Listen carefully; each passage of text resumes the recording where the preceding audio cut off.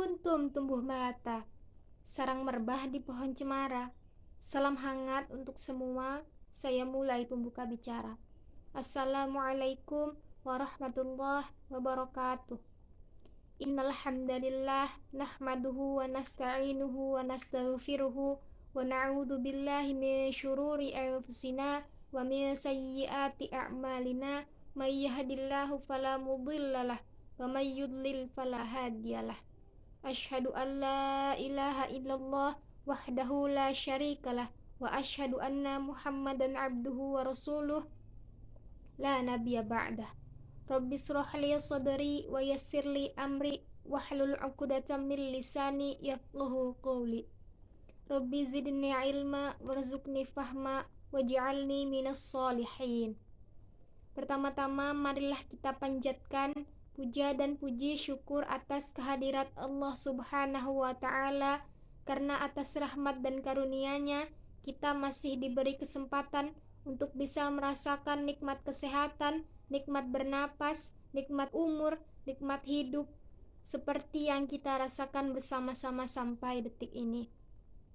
Sholawat berangkaikan salam tak lupa pula kita hadiahkan kepada junjungan alam, yakni Habibina wa Syafi'ina wa Maulana Muhammad sallallahu alaihi wasallam, yang telah membawa kita selaku umatnya dari zaman jahiliyah menuju zaman Islamiyah yang penuh dengan ilmu pengetahuan seperti yang kita rasakan bersama-sama sampai detik ini.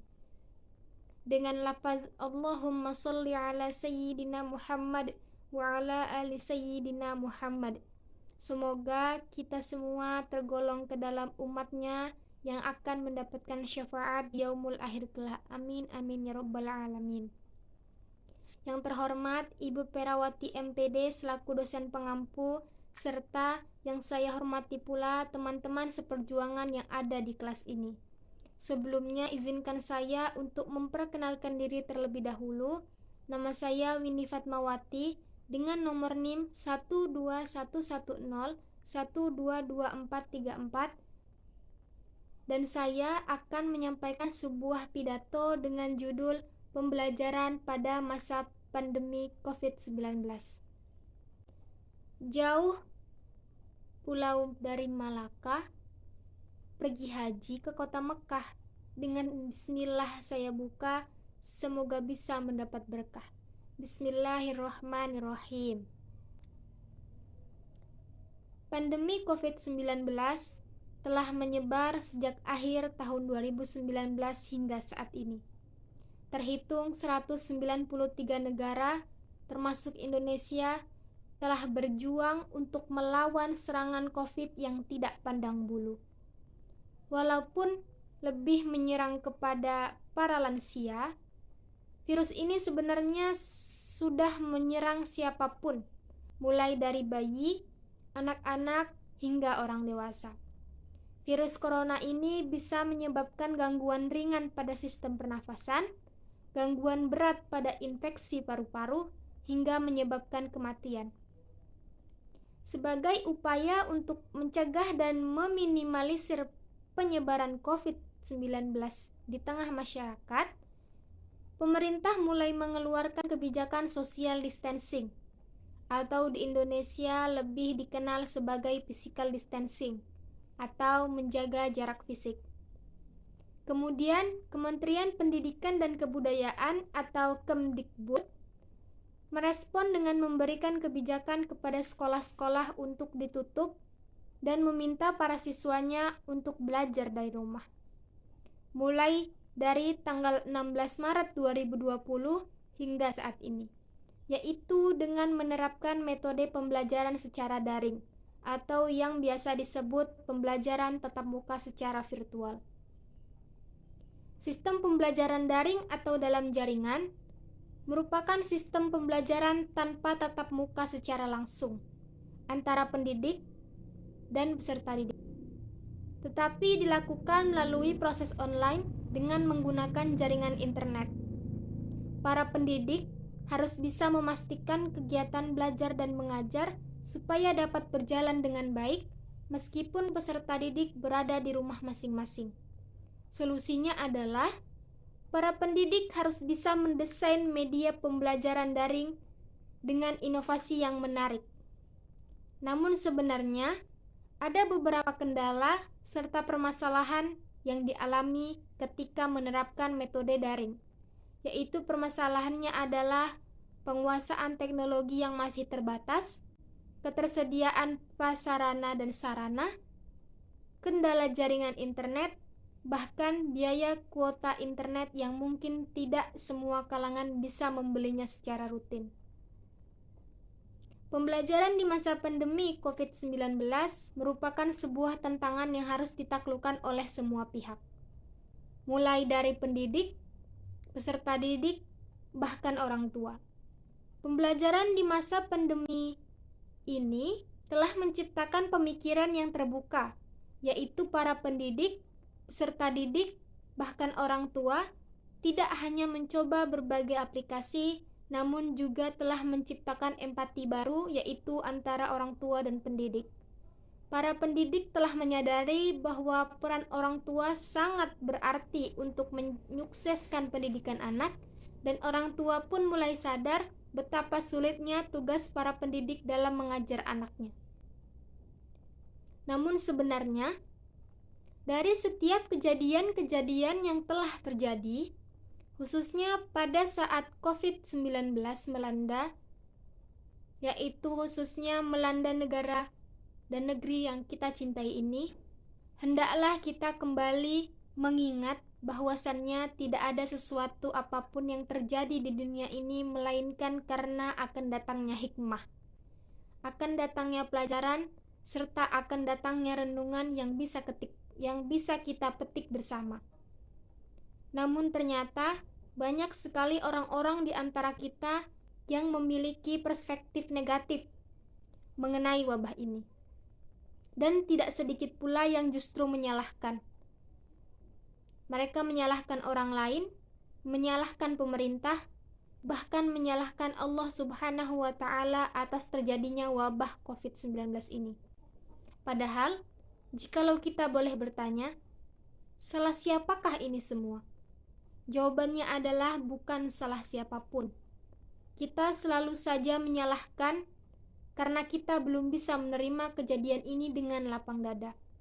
Padahal seharusnya kita harus bisa membuka hati, dan kita juga harus bisa membuka pikiran atas apa yang telah ditetapkan dan telah direncanakan, serta harus senantiasa ingat bahwa yang terjadi adalah atas dari takdir Allah Subhanahu wa Ta'ala.